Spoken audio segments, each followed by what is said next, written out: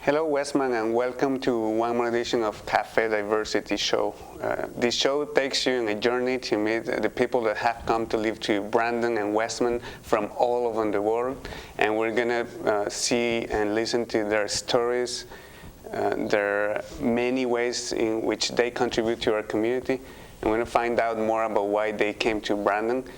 My name is Jaime Chinchilla. I am the Cultural Diversity Facilitator for Westman Immigrant Services.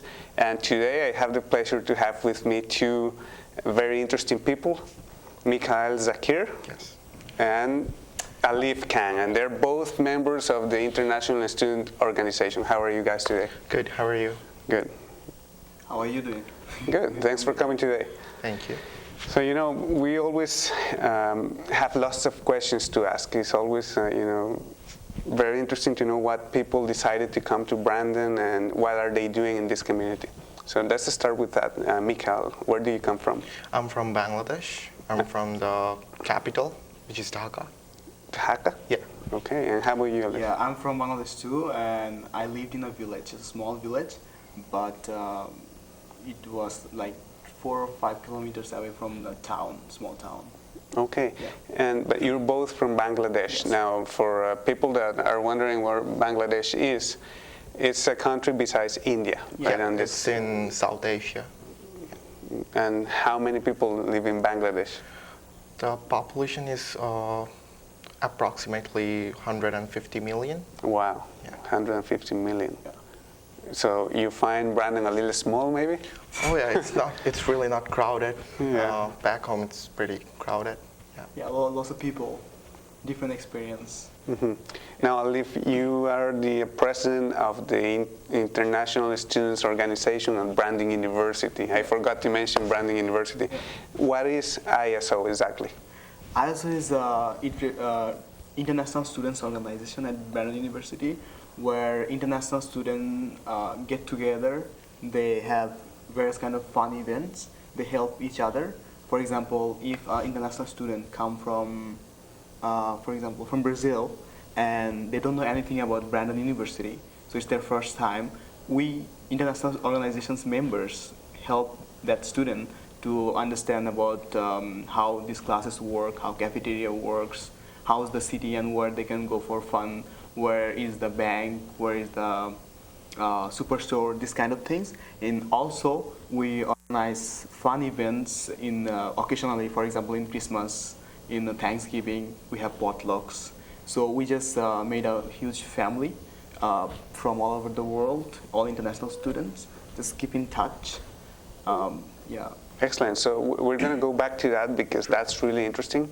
But first, I want to finish with your personal background and the reasons that brought you to Brandon. So, Mikhail, you're also a member of ISO. Yes, I am. But you're both doing your degrees in Brandon, right? Yeah. So how do you end up doing that in this piece of the earth, and this corner of the earth? It's most international students look for is like they want quality education, and they want it like not in an expensive way.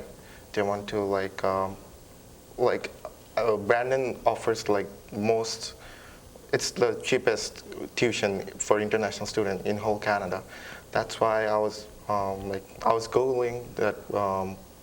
I was always wanted to study in Canada, so that time I was googling like which is the most like inexpensive tuition that offers, and I end up like finding Brandon.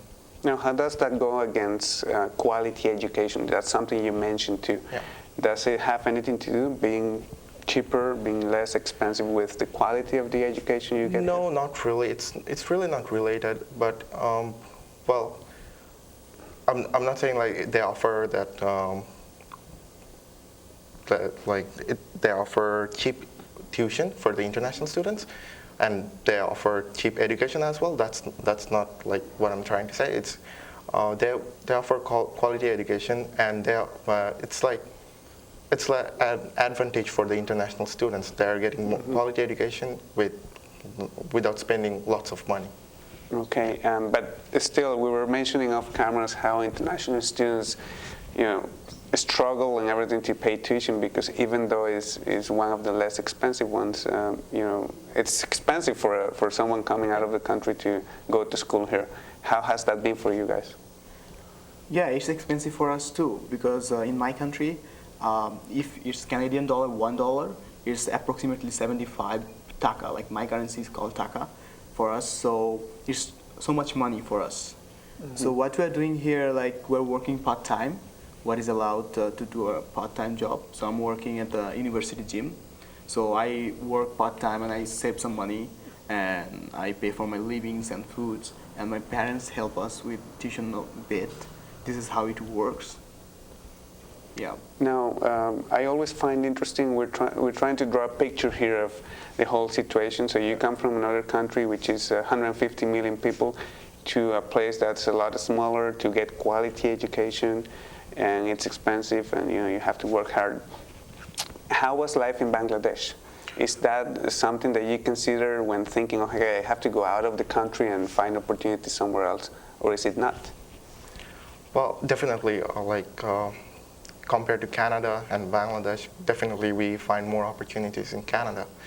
But life was more easier back home because we were living with parents. We didn't have to worry about anything. No, you don't have to find a job. You just concentrate on your study. That's it. Of course. Yeah. Now, you were mentioning some politics too, and having come from an underdeveloped country myself, I relate to that somehow, so how those countries are run, and sometimes it's not the best of the situations in terms of the economy and the opportunities that as a young person you may get there. You were mentioning some politics about Bangladesh. How is in general the situation down there? It's pretty hostile because it's like there are two political parties back home, and they're always fighting over powers, and it's really corrupted. That's how it's basically like ruining the country. Yeah, that's one of the reasons that I don't want to live in my country. I want to live somewhere developed and where I can find more opportunity to do something better for my career. Yeah. Well, that's really interesting. As I said, I relate to that very deeply because it's sort of the same story for me and many other people that come to this country and to this province to work and study. Now, you have been a short time here, Mikael. You're here since 2 years ago, and you're here since September. No, actually, I came here 2012, October. In October. Yeah, okay. I studied academic English first, like 1 year academic English. Then I started my regular university from September. And what I find really interesting with people that come here from other places is that how active they get in terms of the community and the work that they do in so many areas. Not necessarily work for money. Yes. They do a lot, but people also get involved at the community, and that's how I met Alif at the Asian Heritage Festival last month. So how do you guys find Brandon in that regard, and how active it is, how the multicultural community engages in events and activities in the community? Brandon is pretty good in about this multicultural thing, because we have people from all over the world. So if you consider myself, I'm from Bangladesh.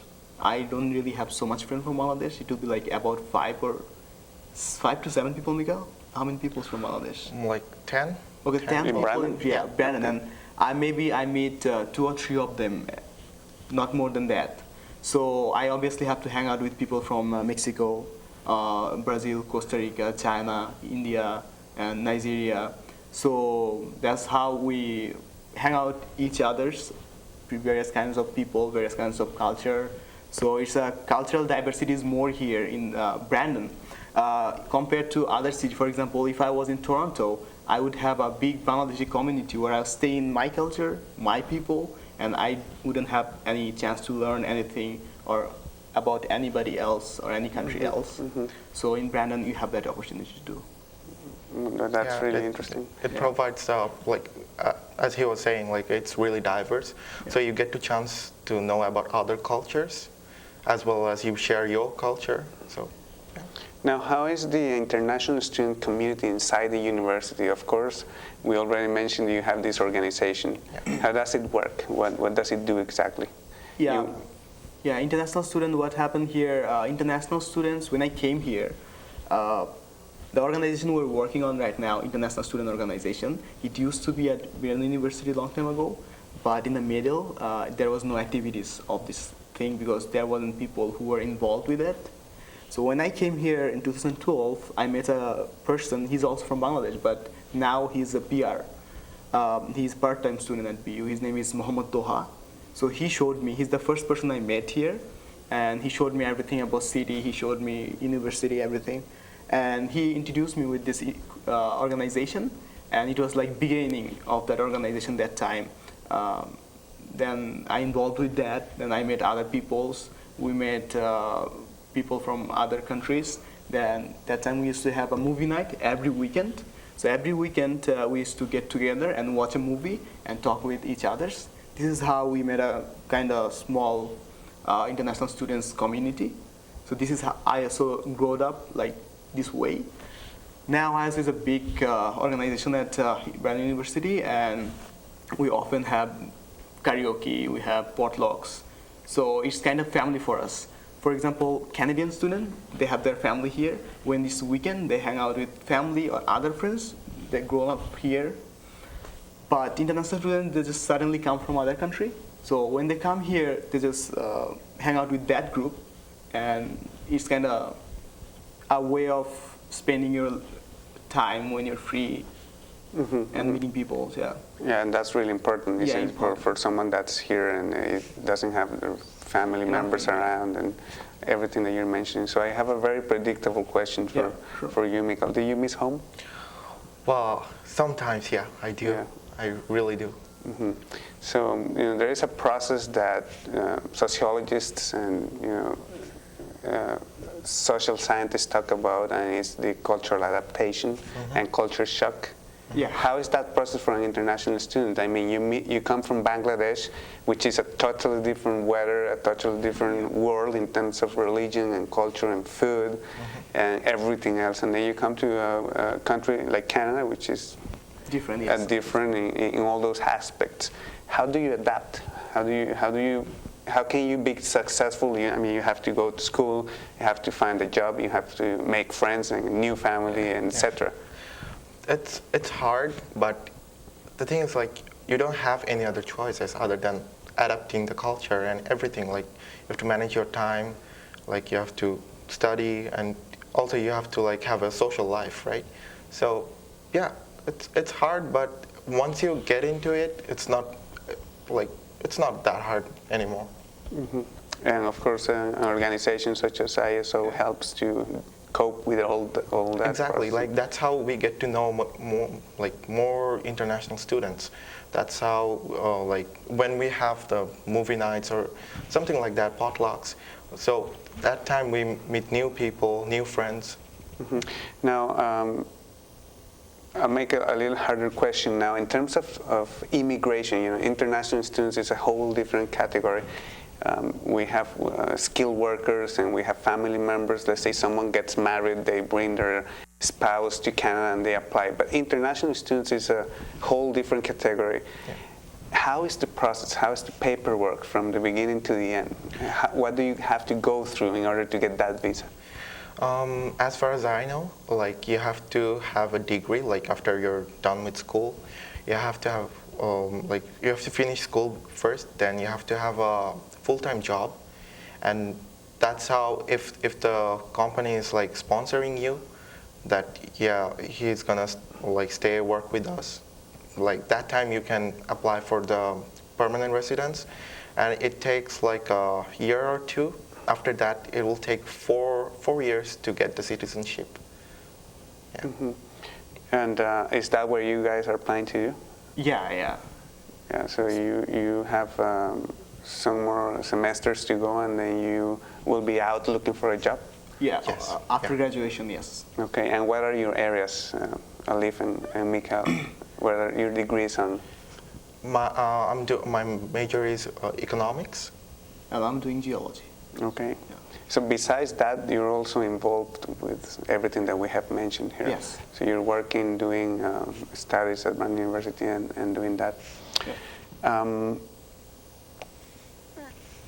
How come did you get involved, Alif, so soon? You were mentioned that you started last September your studies. Yeah. And now you're the president of an organization. How does that work? Were you always like involved in the community back in Bangladesh, or? Yeah, back in Bangladesh, yes, I was. That's true. I was in different kind of clubs and also in scouting. I don't know if you know Boy Scouting. Mm-hmm. I was in scouting too. I was always involved with other communities. So here it's the same. When I came here, I was looking for something to involve myself, to know people, to have different experiences. So this is how I found this organization and working with it. So International Students Organization is part of BUSU, I understand. It's not, because it used to be, when it was before, it was a constituency. Like we have Aboriginal Students Council in our university. Same thing for international students, they had a different thing.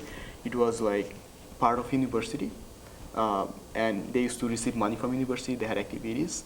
But now it's not like constituency like that, but we still get money from university. Like they pay us $500 in a year.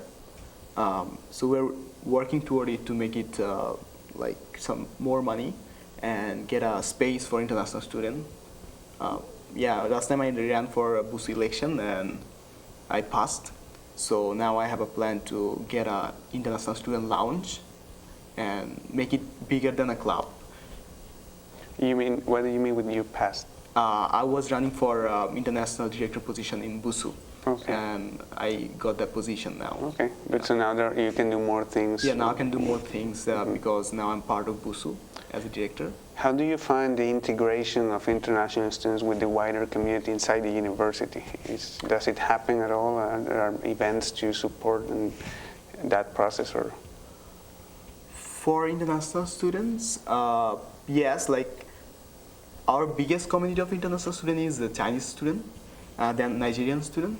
So for Chinese student, they're not really involved with any other international student groups, for example, Nigerian or ISO, these groups, because they already have a bigger community and they have lots of way to spend their time. So they don't really search for something to do like that. But Nigerian students and other students, we always get together, we're involved with our activities. In the university, it happens, yeah. Now, because of all the circumstances we have been speaking about, you're outside of your country, you're in a foreign country, you need to spend your time. Yes. Usually you find a lot of international students volunteering at different community events. What are some of the events that you guys have volunteered or members of your organization? I'm part of ISO, so when they host an event, so I'm always like helping him to like make it happen. And I'm pretty much involved like inside the university, but I haven't participated in anything like in like Brandon community. Mm-hmm, mm-hmm. Yeah, same for me. I'm in the university mostly, but outside I think I had only one event that you saw, the Asian Heritage Month. Outside of the community, I didn't really do volunteer so much. Now, we were talking also about the plans that you have for the future once you finish your degree, and of course that includes looking for a job. I'm interested in knowing the help that is out there. We have in Brandon something called Westman Immigrant Services that immigrants can reach to when they need help, but I understand that international students do not have access to that organization, and that's because of the regulations and how they are. What other help and resources can you get when you want to renew your visa or apply for permits and do your paperwork? It's like people who have been living here for a long time. If we know someone and if we go ask them, they always help us. So that's how actually it works, because we don't have any other like Westman Immigration. Like we can actually go there and ask for help, like you were saying, it's for immigrants. Yeah, I mean, I know the international students are immigrants. Yeah, but it's a different. It's Yeah. different category. Yes. Yeah. About that renewing study permit or visa, these kind of things, they used to help from university Office of International Activities. There we have Anita Allen. She used to help us, but I heard they have a new system now. She can't help anymore. So what Mikael said, now we have to do that. Somebody who already renewed their visa have to go there and ask how you did it and how I can do it. So basically do it by yourself, but you take help from somebody else. So you mean that the International Students Office at Brandon University will help with anything related to your studies and your life at the university, but not with the immigration? No. No, Part no, of no, it. no, yeah. Immigration. Okay, Yeah. okay, that makes sense. Okay. Now, a lot of students end up applying for permanent residency and getting their citizenship, but not necessarily in Brandon. Do you see yourselves staying in Brandon and finding a job here, or are you looking for opportunities somewhere else in Canada? Well, for now, obviously, like I want to stay in Brandon because it's a small city, and it's better to live in a small city. From my aspect, it's better to live in a small city than a bigger city because you get to know many people and you have friends and everything. You're not really isolated. So that's why I prefer smaller cities. Mm-hmm. Yeah, How about you? that's what I always say. It's really nice to live in a small city because big city you have a lot of people, but none of those are like your friend. You don't know them. And small city, maybe they have small number of people, but most of them are friends. You know them, you see them every day, you talk to them. It's nice to live here. People are so friendly. Yeah, that's my experience too. Yeah, my Now, experience too.